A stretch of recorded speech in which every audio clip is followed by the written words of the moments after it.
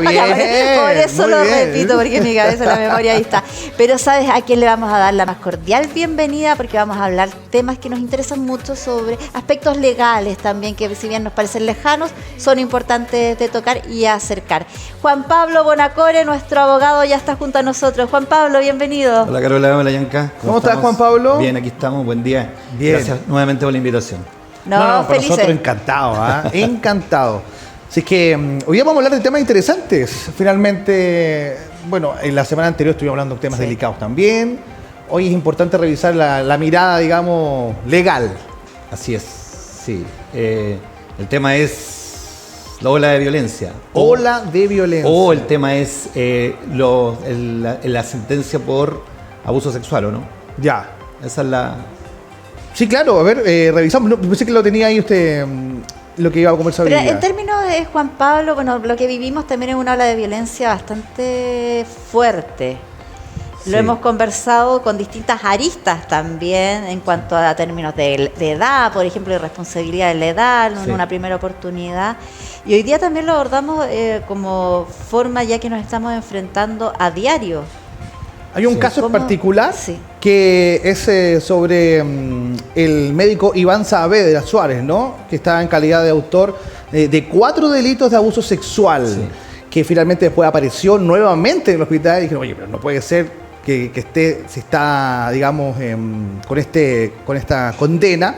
Bueno, ¿qué pasa? Estuvo con 4 delitos de abuso sexual con personas mayores de 14 años, Sí. ¿no?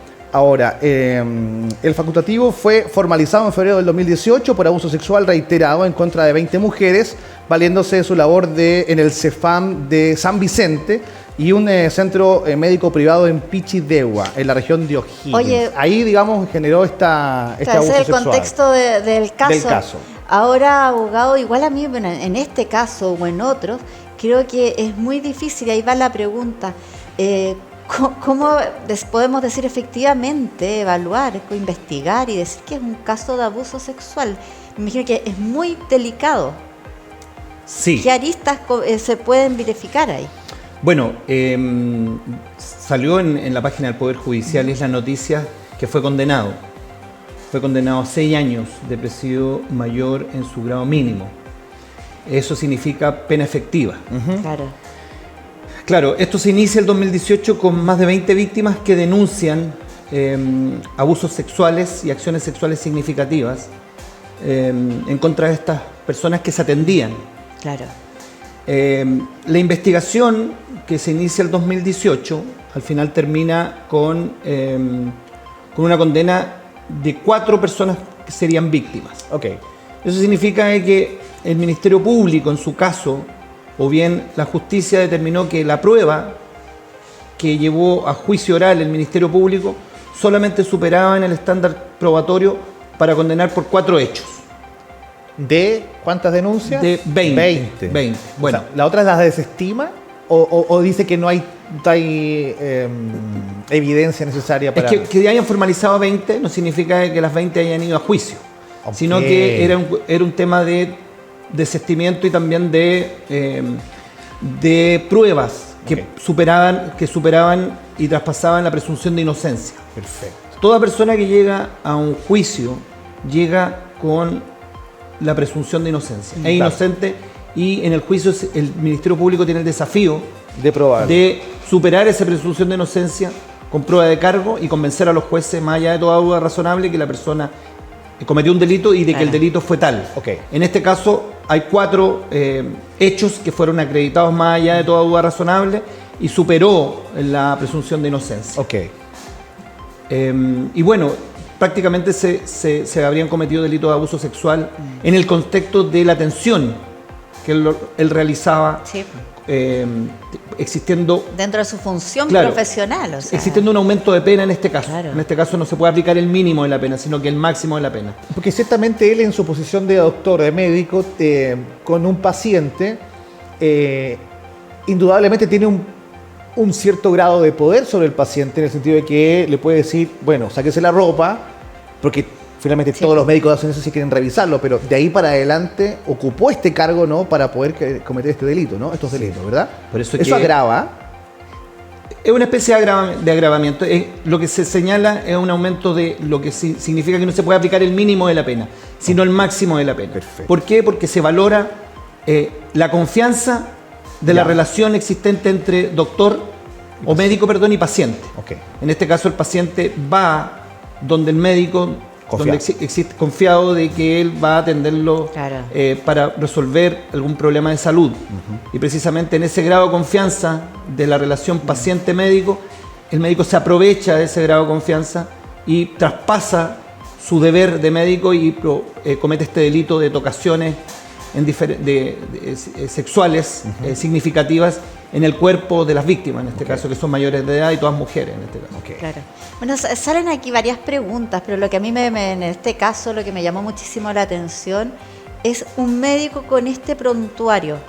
¿Puede seguir efectivamente cumpliendo su rol? Porque es como uno dice, ¿pero cómo? O sea, si ya tiene antecedentes, se expone a más víctimas a lo mismo. Sí, el mismo Código Penal establece la prohibición por un tiempo de ejercer la profesión. Ok. Lo puede establecer la sentencia en ese caso. Si lo establece, obviamente se puede establecer si lo establece, se determina un plazo de tiempo Claro. en que no puede ejercer. En este caso, como va a cumplir los 6 años con privación de libertad efectiva, tampoco va a poder ejercer en el interior del penal. Y en caso de que salga, también puede que no se le aplique dependiendo de la sentencia. Pero el Código Penal establece la posibilidad de prohibición de ejercer la profesión si es que dentro de la profesión Se están dando se el pasan a delito. llevar y se afectan los bienes jurídicos, en este caso la libertad sexual Claro. de los pacientes en este caso. Pero antes abogado, cuando está en proceso de denuncia solamente puede ejercer. No podría, no, Por ejemplo, ya Depende. hay varias víctimas, por ejemplo, que denuncian a cierto médico y tiene ya un prontuario y están efectivamente con un proceso legal, pero podría seguir ejerciendo. claro, porque no está condenado todavía. Ya. Está condenado independiente de la decisión que tome la institución. Ok, la institución lo podría sacar. si Claro. Está en la Y facultad y en el de- caso de que si durante la investigación la persona queda en prisión preventiva hasta Claro. el juicio, tampoco podría ejercer. Claro. O, Ok. o si tuviera arresto domiciliario total, tampoco podría ejercer. Ok. Quizá en su domicilio. Pero estas penas accesorias son cuando se condena. Ok. Ya. Abogado, vámonos por el lado de las víctimas, Sí. en el sentido de, había mencionado que habían 20 denuncias, de las cuales solo 4, o 6, perdón, 4, ¿no? Cuatro. Fueron, Se acreditaron en el fueron las juicio. acreditaciones, ¿cierto? Se acreditó para el juicio y para la condena. Ahora, basado en esto, ¿es necesario sí o sí denunciar un abuso sexual si es que el afectado o la víctima sienta que no existen pruebas? O sea, que solo estaba la víctima y el médico, no tengo cómo probarlo, pero sí sucedió. En ese caso, ¿es necesario denunciar este tipo de actos o Siempre se debe denunciar. no? Ok. Siempre se debe denunciar. Los mayores de edad deben denunciar el delito. Los menores de edad también, si no lo hacen ellos mismos, lo hacen a través de sus tutores Tutores. o de los padres. Ok. Por lo tanto, siempre se puede denunciar ante la policía, ante el mismo Ministerio Público, inclusive también ante la justicia también. Se puede denunciar. Siempre se debe denunciar porque este tipo de delitos siempre no son muy fáciles de probar. Pero eso no significa que se puedan probar. ¿Hay métodos? Por supuesto, Ya. la declaración de la víctima tiene que ser bien, hay ciertas determinaciones metodológicas para poder entender la credibilidad de la víctima, porque también puede que no sea creíble la víctima. En este caso, no solamente es la convicción que pueda tener el fiscal o los jueces respecto al relato de la víctima, en cuanto al contenido, sino que también pericias de carácter psicológico Ya. o pericias de carácter psiquiátrico que puedan también ayudar a la credibilidad de ese relato. Y obviamente pruebas testimoniales también, que personas que no son víctimas pero son testigos de contexto quizá, presenciales del hecho, Ok. de oídas sobre el hecho. ciertos métodos tecnológicos, por ejemplo, las cámaras, por ejemplo, que pueden estar en determinados lugares, las fichas, por ejemplo, de atención, las fichas de atención también médica, psicológica, el listado de horas del doctor.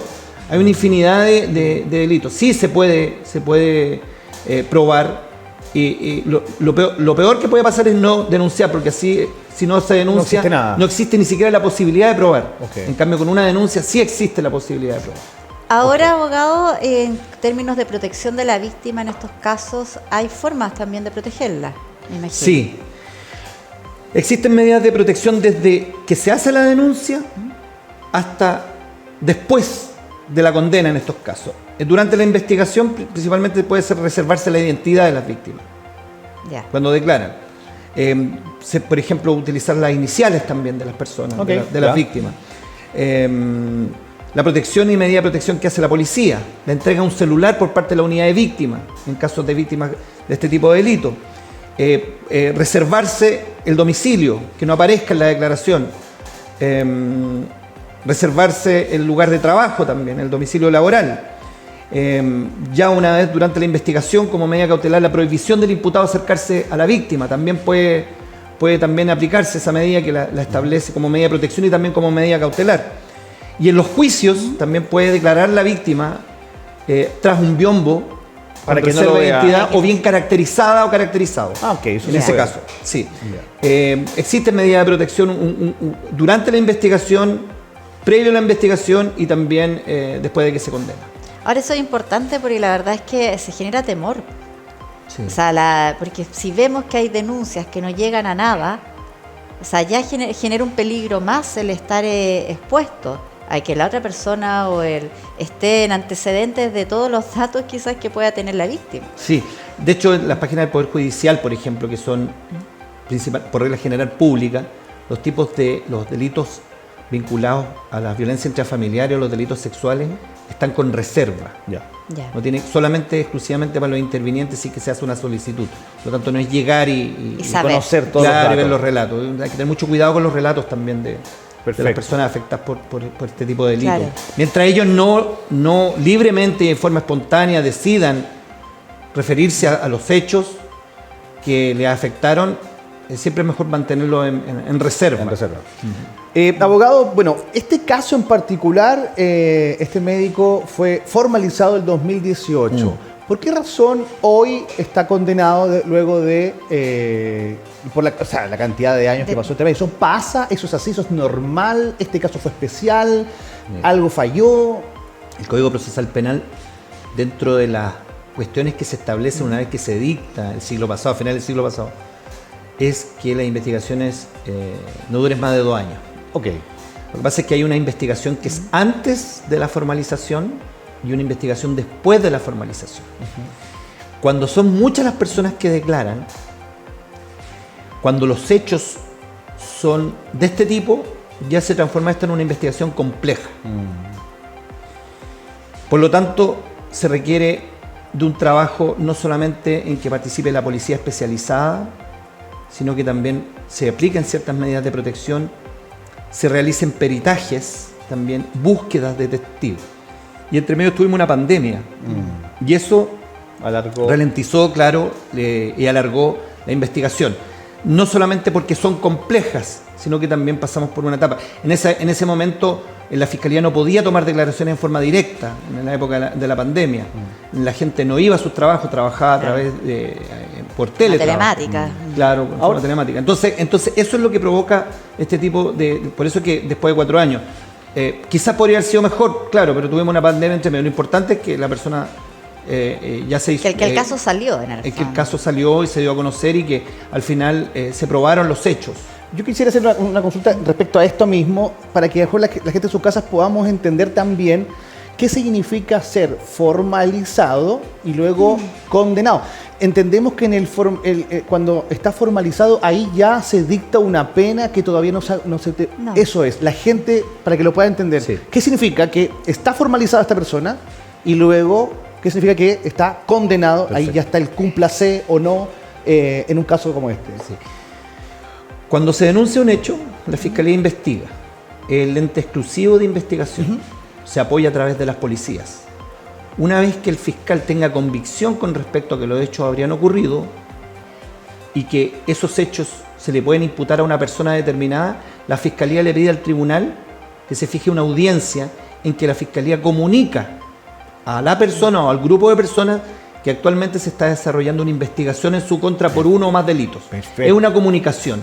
Después de esa comunicación, que es una garantía también para el imputado de decir por qué me están investigando, cuáles son los hechos que se me imputan, quiero saber cuáles son los hechos que se me imputan, se los comunican y después puede pedirse las medidas cautelares de acuerdo a las pruebas que tenga el Ministerio Público. Okay. Si las pruebas son contundentes en ese momento, los antecedentes de la formalización y el delito es grave, la persona puede quedar en prisión preventiva hasta el juicio. Eso sería formalización. Esa es la formalización. Okay. No hay condena aún. No hay condena Ok. aún. Y en términos prácticos, la formalización quizás es la primera instancia donde se ven las pruebas de fiscalía, donde está el abogado Los defensor, antecedentes. los antecedentes, claro, para verificar el caso. Claro, y después de la investigación se verá si es que la causa termina en un juicio o no. Hay varias formas de juicio. Uno es el juicio oral, otro es el abreviado, quizás también existe un sistema también de juicio simplificado para delitos un poco menos graves. Y ahí, ahí se determina si la persona es condenada o no. La condena es una etapa superior a la formalización en términos de que ya se destruyó la presunción de inocencia. Que puede durar muchísimo tiempo, muchas veces Entre la un proceso de formalización otro. y la condena. Claro. Okay. En la formalización, la presunción de inocencia se mantiene y con la condena ya se empieza a perder ya la presunción de inocencia y ya existe en un juicio, ya un juez ya dicta la condena. Los fiscales no dictan sentencias. Okay. Es la justicia la que dicta la sentencia condenatoria o en su caso absolutoria. Por lo tanto, la sentencia condenatoria ya determina Claro. la existencia de que efectivamente es un hecho delictivo y que ese hecho delictivo le cabe participación a una o más personas. Perfecto. Perfecto. Qué interesante es poder también entender este tipo de conceptos y saber cuando los vemos en noticias, cuando nos vemos enfrentados a esta situación. Claro. Juan Pablo, infinitas gracias por venir a compartir con nosotros y enseñarnos a hacernos una clase tan didáctica. Ya. Sí, maravilloso. Ok. Muchísimas gracias, Listo. abogado, por estar con nosotros. Muchas gracias a ustedes. Oye, invitados para la próxima semana ahí para que podamos seguir conversando de este y otros temas. Encantado, no Y tengo más ningún casos, problema. sí, más casos por interesantes. supuesto. Ir analizándola. Nosotros nos vamos a una pausa. Así es, vamos a la pausa entonces, nos separamos un instante muy pequeño, de regreso más conversaciones. Viene un invitado especial, ¿ah? Sí, vamos a escuchar. Ni les cuento, iba a sacar los palillos. Todo eso después de esta pausa, no se muevan.